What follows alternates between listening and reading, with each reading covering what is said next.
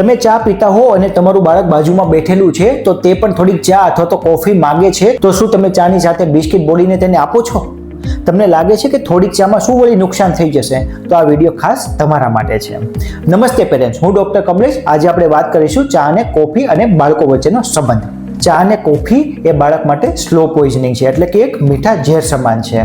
ચામાં ટેનિન અને કોફીમાં કેફીન નામના તત્વો રહેલા હોય છે, અને બાળકના મગજના વિકાસ માટે આયર્ન સૌથી વધારે જરૂરી હોય છે.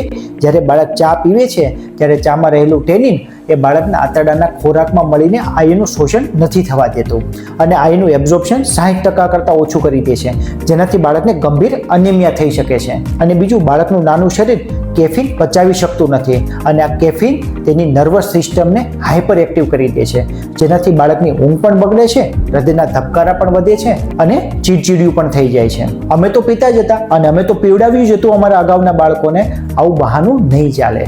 18 વર્ષથી નાના બાળકને ચા અથવા તો કોફી બિલકુલ ન આપવી જોઈએ. ચાના બદલે બાળકને દૂધ, લીંબુ પાણી, નાળિયેર પાણી અથવા તો છાશ આપવાની આદત પાડો. ચા નહીં આપો તો બાળક ક્યારેય માંગવાનું જ નથી. બાળકના યોગ્ય ન્યુટ્રિશન અને ડાયટ માટે અમારા વિડીયો જોતા રહો. જો તમે પણ તમારા બાળકને ચા આપતા હોય તો નીચે કમેન્ટ કરો.